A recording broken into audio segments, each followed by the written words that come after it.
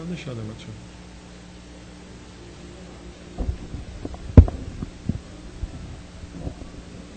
Vai fechar a porta?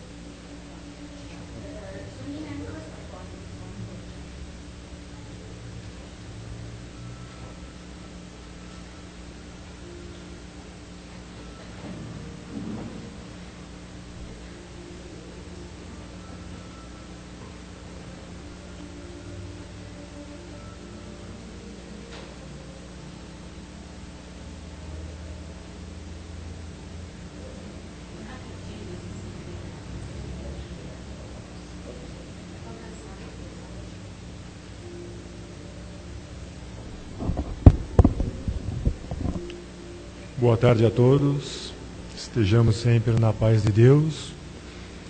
É com muita alegria que nos reunimos aqui mais um dia, nesta tarde maravilhosa de sol. Nesse dia abençoado, mais um dia abençoado que nós recebemos. E esse dia abençoado de hoje é muito importante, porque o que mais vale na vida são esses momentos. E esses momentos são todos eles importantes. Muitas vezes nós valorizamos o período lá na frente. Colocamos as nossas expectativas sempre no futuro. Mas o importante é o presente. Esse é o melhor momento que nós estamos vivendo hoje. É o momento que todos nós estamos juntos. É esse momento de reflexão. E é assim que nós vamos pedindo licença à espiritualidade, que com muito amor e carinho já nos preparou esse ambiente. Vamos pedindo licença para darmos abertura aos nossos trabalhos de hoje. Os recadinhos, a casa tem as palestras e passes, segundas-feiras e quintas-feiras e terças-feiras às 20 horas. Quartas-feiras, às 14 horas. Sexta-feira não há palestras, porque há um curso de evangelização, aprendiz do Evangelho. E aí sábado tem os cursos normais de doutrina. Aos domingos, às 10 horas, e aos domingos temos também evangelização infantil. É muito importante nos esquecermos das nossas crianças. Desde pequenininho já começarmos a que elas tenham contato já com o Evangelho. É muito importante já desde pequeno. E depois de formados, adolescentes, já se torna um pouquinho mais difícil trazê-los para a doutrina, né? Às vezes demora um pouquinho, é importante desde pequenino já começarmos. Então, neste momento, vamos serenando nossos olhos físicos, elevando um pensamento a Deus nosso Pai, a Jesus nosso Mestre e nosso Guia. Hoje eu vou lembrar um pouquinho das palavras de um missionário com o qual nós estivemos com ele nesse final de semana. Tadeu. Nós estivemos numa viagem em Araxá, juntamente com os companheiros dessa casa, e ele, num vídeo de apresentação, nos falava palavras maravilhosas, que nos encantou a todos. E nesse vídeo frisava muito bem a boa vontade. A boa vontade de nós estarmos aqui hoje reunidos. A boa vontade dos dirigentes desta casa, que com muito carinho estão sempre preocupados com os trabalhos, com as atividades. Sem a boa vontade é difícil caminharmos. É preciso ter boa vontade para tudo, meus irmãos. A boa vontade é a alavanca propulsora do progresso. Sem ela, é difícil caminharmos. Falamos muito em reforma íntima, mas se não houver boa vontade, a reforma não acontecerá.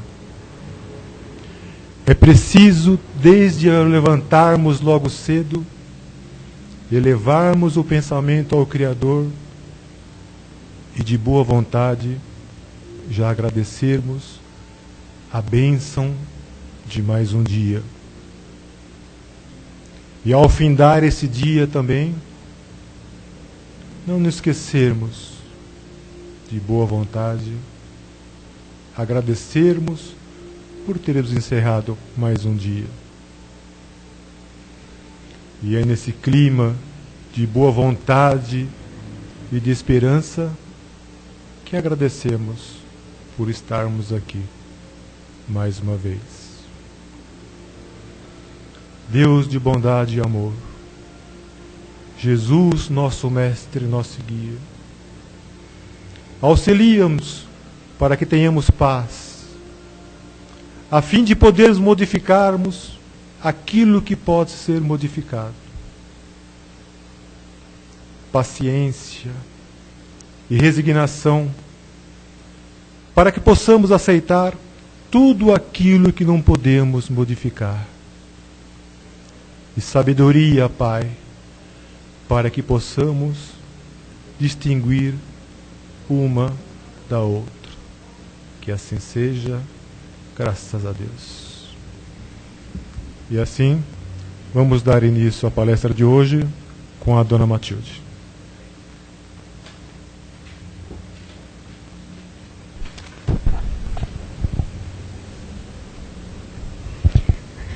O Roberto enunciou uma coisa que o Tadeu vive recomendando a todos, como Paulo, como Jesus recomendava a todos nós. Tanto que no Evangelho, no seu início, está assim: paz na terra e boa vontade para com os homens. Quer dizer, aos homens de boa vontade. Então, se nós não tivermos boa vontade com tudo, boa vontade não quer dizer aquiescência, ser submisso, não é isso. Boa vontade conosco mesmos, não é? Procurarmos dentro de nós esse incentivo, essa coisa que nos leva ao progresso moral e espiritual. Né? Isso é boa vontade. Mas hoje nós vamos falar, então, sobre um tema bastante interessante, de Paulo, né? Paulo que escreve sua carta aos Tessalonicenses, capítulo, deixa eu ver, 3? 5, capítulo 5, versículo 13, onde ele diz o seguinte, peraí, deixa eu pôr meu óculos.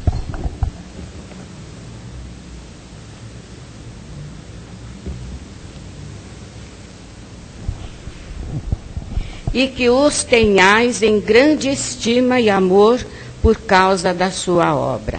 Por que essa recomendação? Seria o reconhecimento àqueles que arduamente trabalharam e trabalham entre os tessalonicenses. Vocês sabem que a Tessalônica ficava na Grécia. E eram os gentios, né, que Paulo, então, recomendava os seus discípulos, Timóteo, Paulo, e tem mais um outro que eu não me lembro agora quem é, né? Não sei se é... Bom, não lembro. Eram 3, né?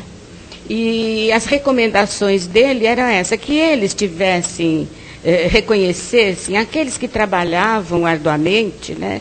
E que se dirigiam ao Senhor para os admoestar, quer dizer, chamar a atenção daqueles que, porventura, não trabalhassem de forma assim correta, de boa vontade também. Tende para com eles singular amor, em vista do cargo que exercem. Conservai a paz entre vós. Então, essas eram as recomendações de Paulo, porque ele sabia que esses discípulos deparavam com muita resistência, né, daqueles judeus gregos. Então, ele tinha que ter boa vontade, mas reconhecer também a hierarquia. Né? É preciso que nós saibamos obedecer às autoridades também, que estão acima de nós. Né? Assim como eles também têm o dever de atender às nossas prioridades, quando somos subalternos. Esta passagem de Paulo, nesta primeira epístola, é singularmente expressiva para a nossa luta cotidiana. todos experimentamos a tendência de consagrar a maior estima apenas aqueles que leiam a vida pela nossa cartilha, pelos nossos pontos de vista. Preste bem atenção nessas coisas, né? Porque muitas vezes, sem nós percebermos, nós estamos criando um vínculo, um círculo de criaturas, porque elas nos dizem amém a tudo que nós fazemos. Nosso devotamento é sempre caloroso para quantos nos exposem os modos de ver, os hábitos enraizados e os princípios sociais. Todavia, nem sempre nossas interpretações são as melhores, nossos costumes os mais nobres e nossas diretrizes as mais elogiáveis. Então vocês vejam, o mundo está cheio de atrativos, né? E de ilusão também. As pessoas se guiam pelas aparências das coisas, mas é preciso ter olhos de ver, por isso que Jesus recomendava tanto isso. Tenhais olhos de ver, ouvidos de ouvir. Porque através da doutrina espírita, nós criamos dentro de nós tal condição que nós vamos ter a oportunidade de saber, não é examinar, não é julgar, mas avaliar a real necessidade do outro. Ela nos dá, assim, um tanto psicologicamente, nós vamos entender o que é a real necessidade. Muitas vezes a necessidade não está numa sacola farta, numa cesta básica. Isso ajuda. Mas a necessidade da criatura, muitas vezes, é entender que todos nós somos irmãos e que nós temos um Deus, um ser supremo, soberano, guiando-nos para um progresso. Se não atendermos a isso, onde é que nós ficamos? Por isso que Jesus, muitas vezes, ele dizia, não é? Nem todos os que me dizem Senhor, Senhor entrarão no reino dos céus, mas sim aqueles que atenderem ao meu Pai que está nos céus. Então, o que nós temos que fazer? Prestar atenção nessas coisas ilusórias, não é? Muitas vezes até a gente casa com uma criatura apenas por aquilo que ele apresenta no momento. Se é o interesse, se é a beleza física, seja lá o que for, nós nos sentimos atraídos mais pela aparência, mas lá no íntimo da pessoa, da criatura, nós não temos, nós não chegamos até lá. Nós não desconhecemos, nós podemos viver 40, 50 anos com uma pessoa sem que nós as conheçamos intimamente. Porque os pensamentos são dela, as emoções são dela, os sentimentos são dela. Então nós não conseguimos avaliar com certeza quem é aquela criatura. Então ficamos iludidos pela aparência e quando nós vamos perceber, não era bem aquilo que nós queríamos. Outra coisa importante também é nós não nos apegarmos às criaturas, não endeusarmos as criaturas, idolatrarmos as criaturas, sejam elas quem for. Está cheio de chiquismos por aí, né? É lógico que nós respeitamos e admiramos o Chico Xavier como criatura cristã, né? Mas ele é um elemento de Deus, ele é uma criatura de Deus, como nós também. Então nós não podemos, sabe, idolatrar essa coisa de adorar, idolatrar, só Deus, só a Deus. Não é? Não podemos eleger o outro e nos apegarmos de tal forma a ele, porque se eu não tiver tal coisa, eu vou morrer. O que é isso? Nós somos individualidades, fomos criados individuais.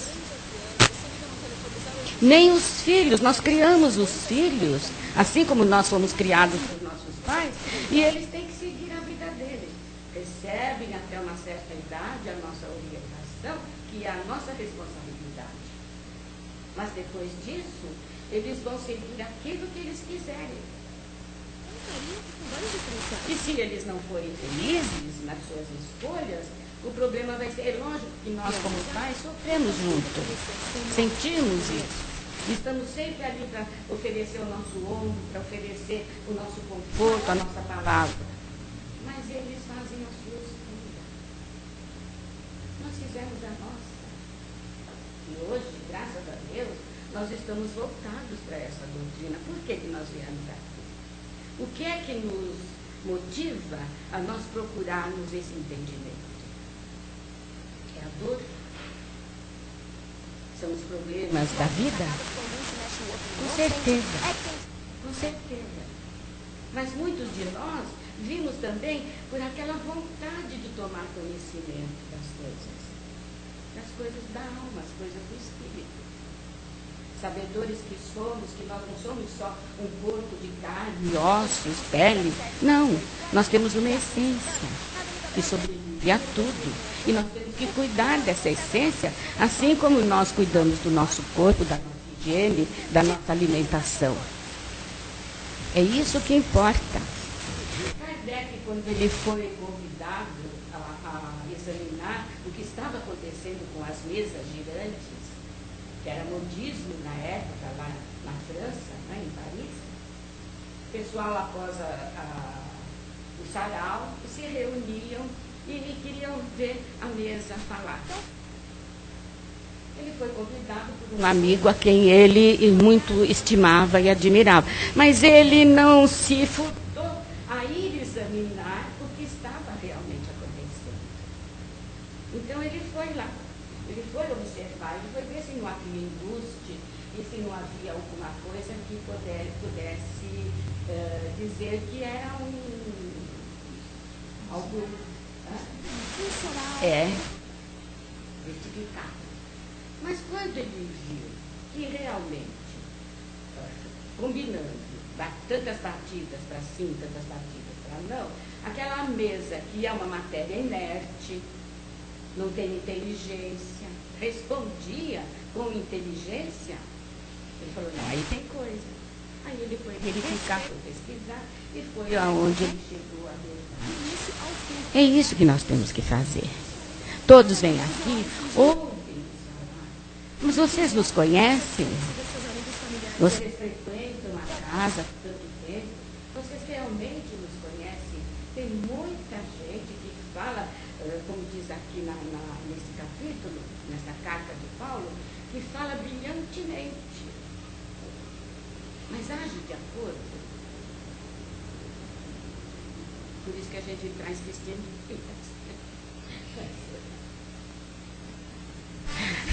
Então, para que eles possam avaliar quem nós somos realmente.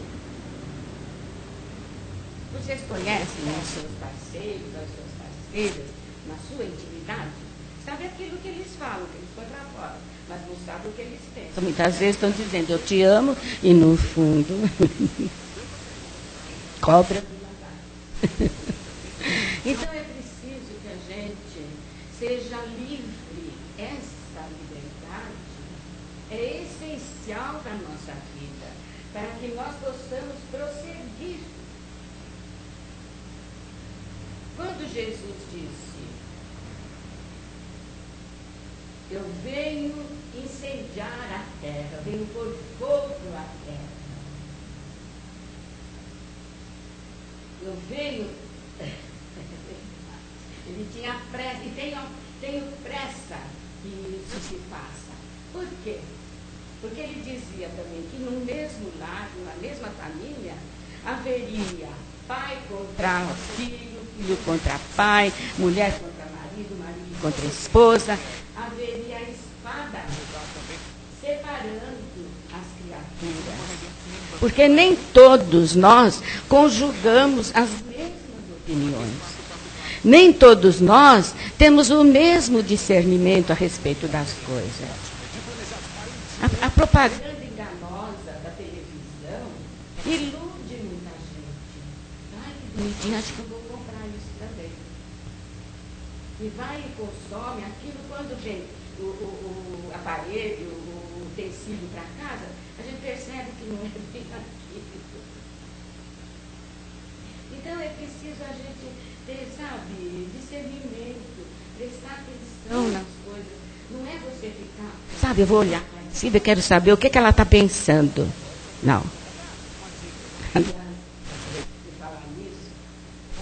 Tinha um senhor lá no Brasil, que ele tinha mania de interpretar o que as pessoas eram na intimidade. Então ele chegava para um e falava, porque a senhora é isso, assim, assim, assim, e para o outro também, você pensa assim, né? Tá, você faz uma coisa. Aí eu fiquei intrigada, porque eu falei assim, pois ele não vai conseguir saber de mim. Ele vinha para mim, eu trancava o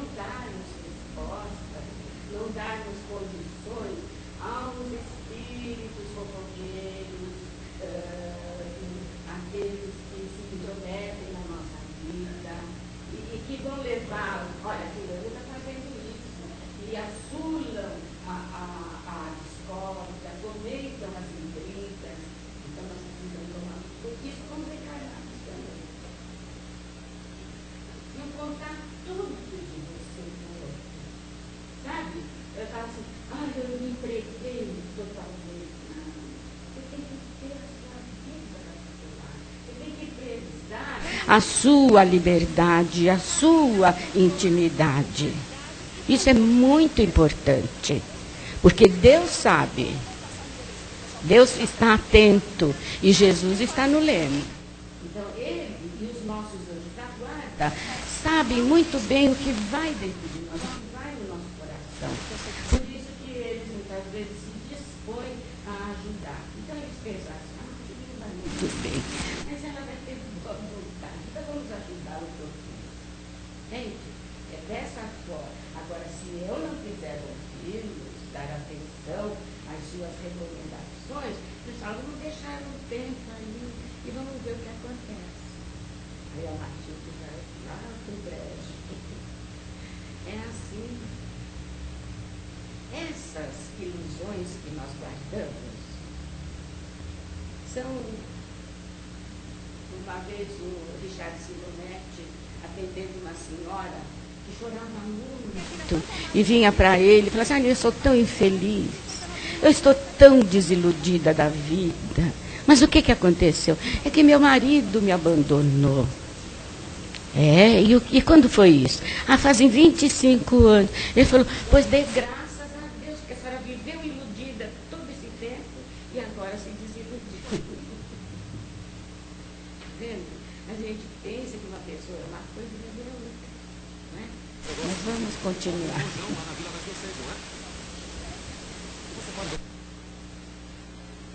Daí procede o impositivo de desintegração da concha do nosso egoísmo, para dedicarmos nossa amizade e respeito aos companheiros, não pela servidão afetiva com que se ligam ao nosso roteiro pessoal, mas pela fidelidade com que se norteiam em favor do bem comum. É preciso prestar bastante atenção. Vocês entenderam o que isso significa? Muitas vezes nós gastamos as nossas resistências afetivas, as nossas emoções, a quem realmente não merece, não está nem aí. Então é preciso que a gente possa realmente amar a todos, indistintamente, sem apego.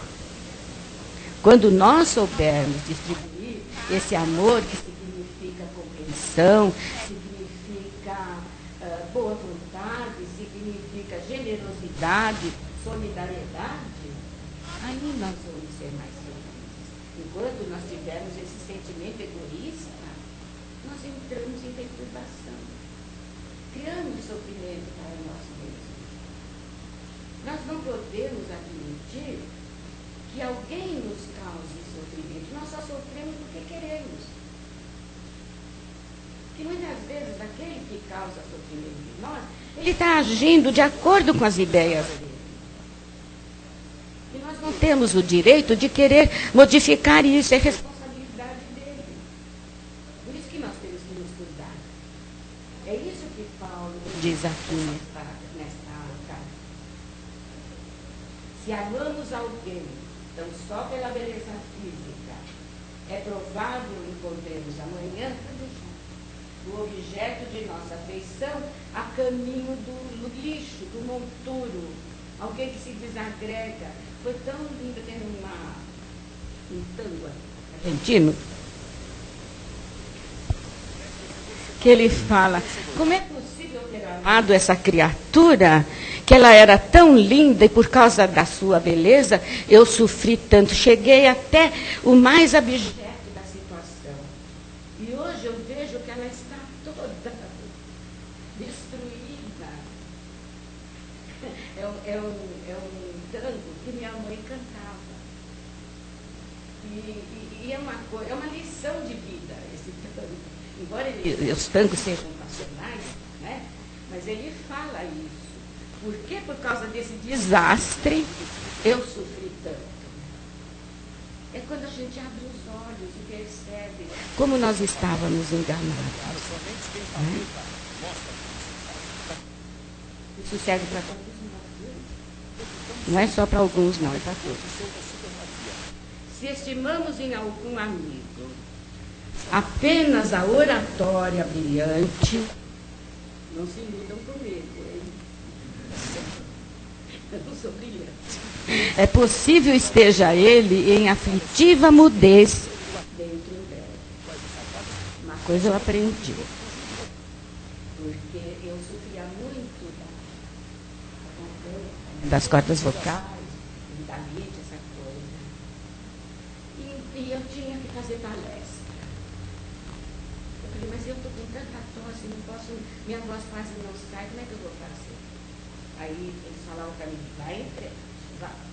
Aí eu ia fazer palestra, passava tudo, não sentia nada, podia falar claramente e tudo mais. Quando terminava a palestra, voltava tudo. Quantos de nós, né? Quantos? Nós estamos morrendo. Tá? A gente quer dar uma desculpa, hoje eu não estou bem, hoje eu não vou. Mas é o nosso compromisso. Então, quem sabe, depois de falar tantas inverdades, agora nós temos que atestar a verdade realmente, apesar das dificuldades que nós possamos encontrar.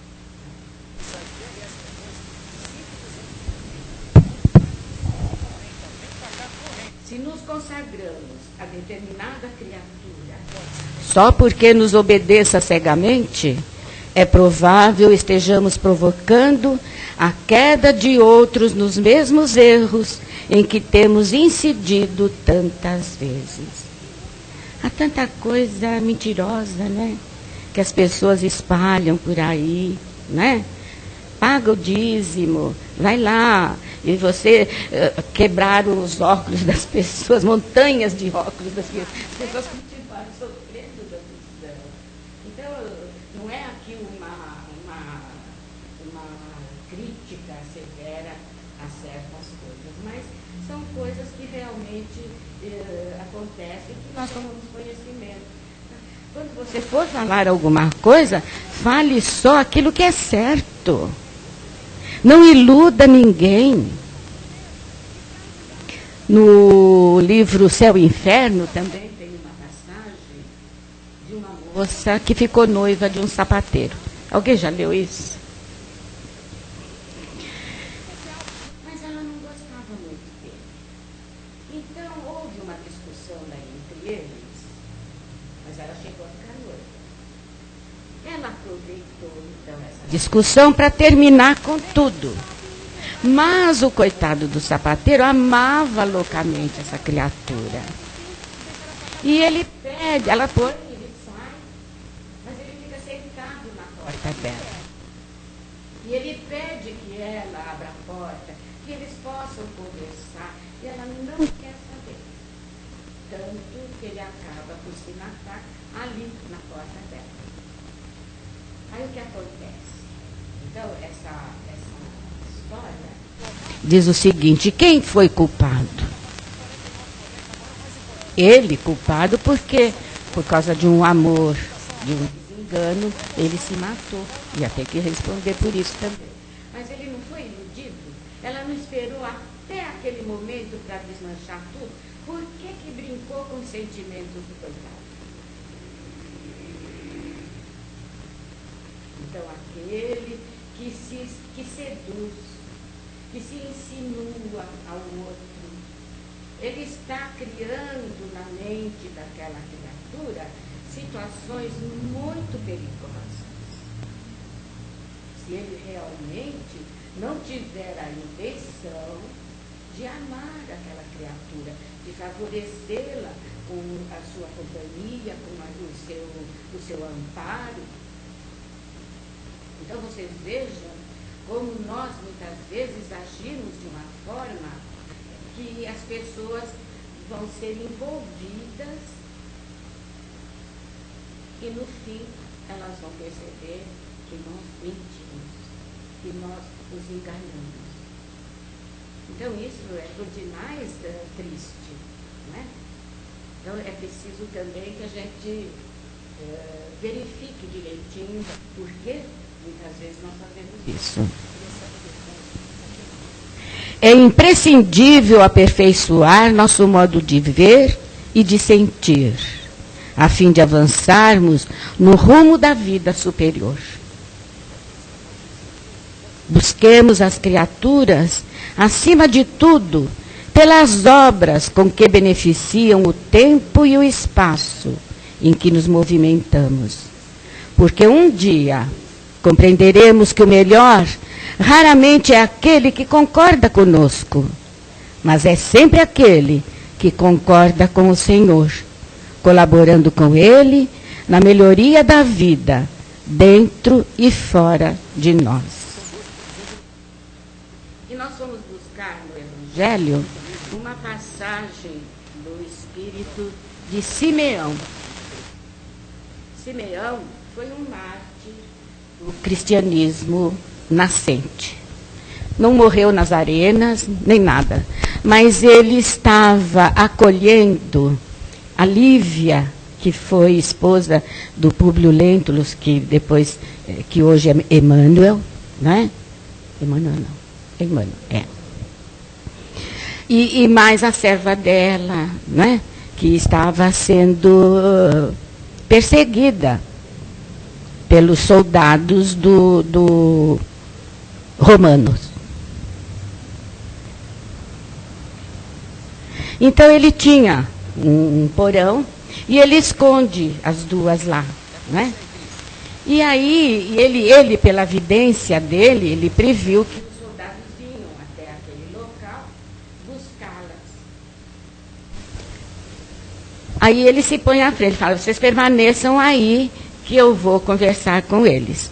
Aí ele vai, se coloca, e o soldado, então, desfaz dele. Escuta aqui, velho, o que você está fazendo aí? Mostre onde estão essas duas, que nós queremos levá-las.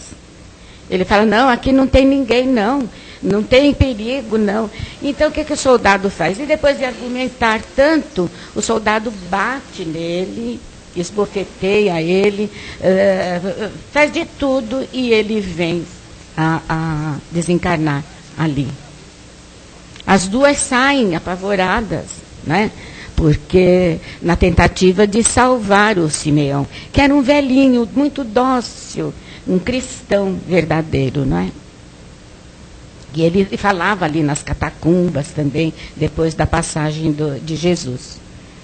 E a Lívia conheceu o Simeão numa dessas catacumbas, numa dessas palestras, e se afeiçoou a ele e ele a ela. Tanto é que depois, quando ela desencarna também, é ele quem vai levá-la aonde ela pudesse estar perto de Jesus, né? E esse soldado, esse centurião. O que é que acontece com ele? Aí começa, porque tinha um mastro ali, e ele então quer derrubar aquele mastro, era um mastro enorme, né, muito forte. Esse mastro tomba e esmaga o soldado. Ele teve ali na hora o seu fim, pela maldade com que ele trucidou o Simeão. Então, o Simeão, ele recomenda o seguinte, só para nós terminarmos rapidamente. Abri, pois, os vossos ouvidos e os vossos corações, meus bem-amados. Cultivai essa árvore de vida, cujos frutos dão a vida eterna. Aquele que a plantou vos convida a cuidá-la com amor, e havereis produzir ainda com abundância seus frutos divinos. Deixai-a tal como Cristo vos-la deu. Não a mutileis. Sua sombra imensa quer se estender sobre o universo. Não encurteis seus ramos. Seus frutos benfazejos caem em abundância para sustentar o viajor sedento que quer atingir o objetivo. Não os colheis esses frutos para os guardar e os deixar apodrecer, a fim de que não sirvam a ninguém.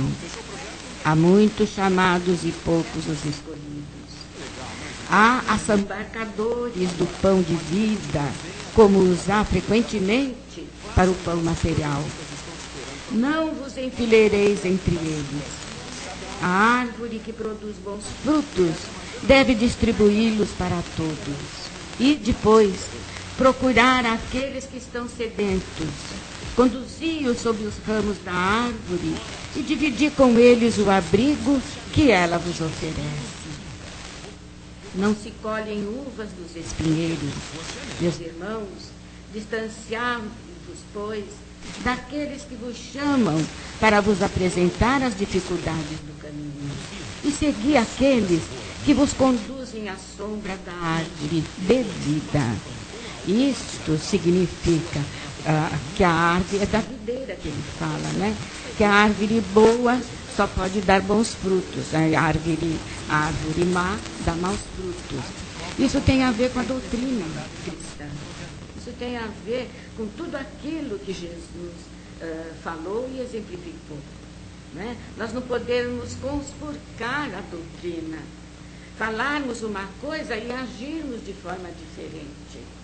Então, isso é um alerta para todos nós. Né? Nós temos que prestar bastante atenção.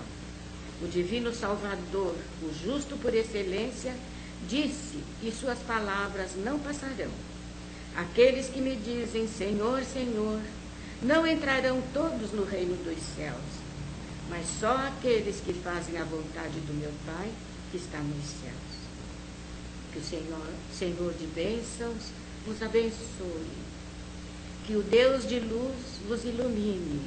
Que a árvore de vida derrame sobre vós seus frutos com abundância. Crede e orai. Simeão, Bordel, 1863.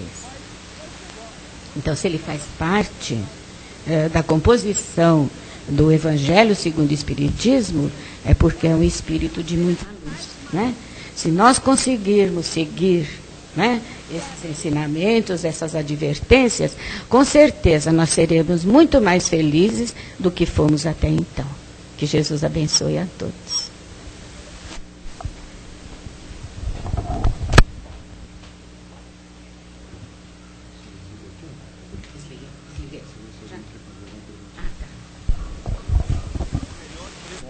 Agora é chegado o momento da nossa participação, né? Se tiver alguma perguntinha, alguma colocação ou alguma dúvida, fique à vontade, dando uma tirda rapidamente. É bem rapidinho. Então, vai elucidar a trabalho. Quem gostaria de fazer uma colocação? A senhora falou rapidinho, eles ficaram com medo. Hoje eu não estou aqui para falar. Eu estou aqui desse lado, quero ouvir vocês. Nada parecido? Banda? Nada.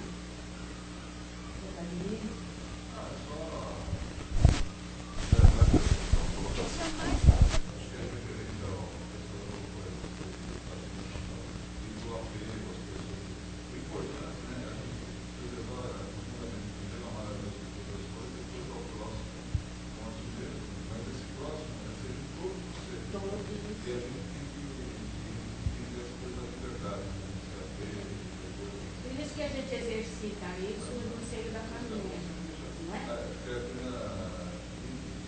É uma coisa bonita, né? O amor aos filhos, não apego. E também o amor ao sexo oposto, né? Ou também da sexualidade, da própria sexo, se ama, e acaba se apegando e precisa apenas ser desenvolvido. Realmente não é correto, não é por aí.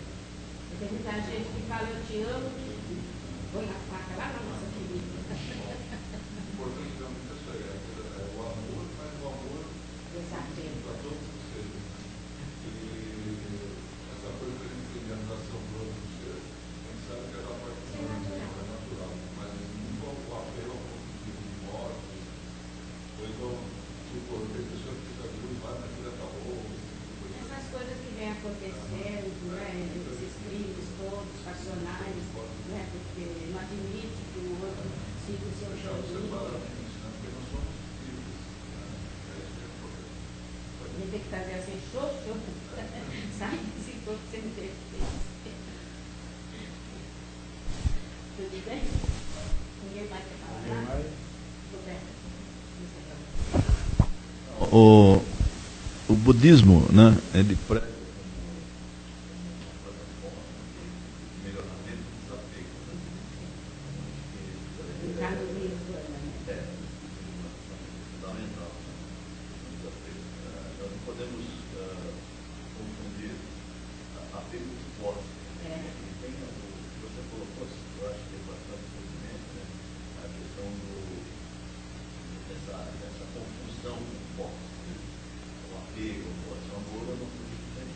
Você pode ter sem ser possuído por aquilo que você tem. Exatamente. O amor, ele liberta, né? Ele não corre, não consegue, claro. O exemplo do céu e do inferno é bem pertinente. E as pessoas trazem as recentes que aconteceram, né, em relação a essa posse, ele tem a posse da pessoa, né?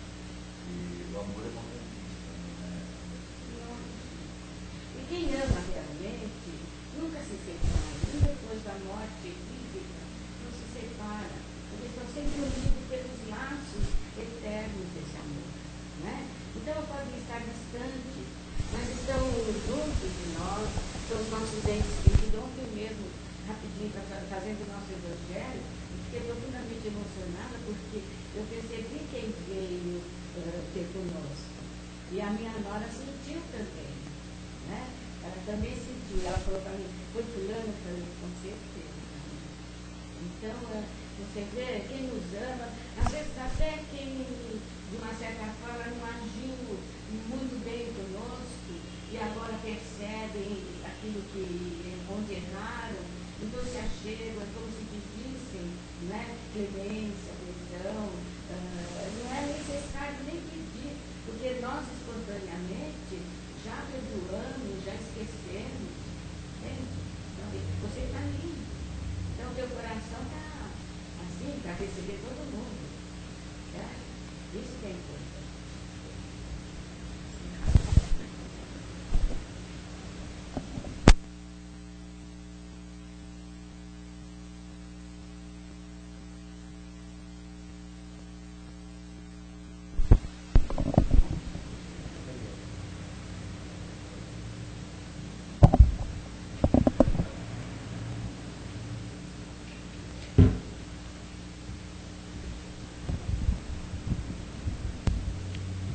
É chegado o momento de nós doarmos um pouco daquilo que recebemos neste ambiente, nessa exposição do dia. Vamos doar um pouco desse nosso amor àqueles que mais necessitam. Vamos vibrando por todas as crianças, crianças desamparadas por toda sorte, as crianças que perambulam pelo faróis, aquelas que estão nos orfanatos. Vibremos também pelos nossos adolescentes, muitas vezes imbuídos pelo vício da bebida, do fumo e da vida mundana. Vibremos pelos moradores de rua, que perambulam por um lado para o outro, excluídos de nossa sociedade. Vibremos pelos nossos irmãos que se encontram nos presídios, para que todos eles possam ser recuperados, retornando aos lares, retornando à nossa sociedade. Vibremos pelos nossos idosos que se encontram nos asilos, pelos idosos muitas vezes abandonados dentro dos próprios lares.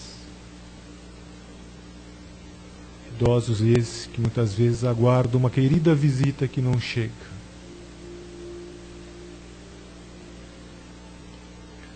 Vibremos pelos doentes que se encontram nos hospitais, nas casas de repouso ou acamados dentro dos próprios lares. Vibremos pelos nossos irmãos que se encontram vítimas de catástrofe, em guerras, em conflitos por todo o mundo. Vibremos pelos nossos parentes, por nossos vizinhos, por nossos companheiros de jornada terrena.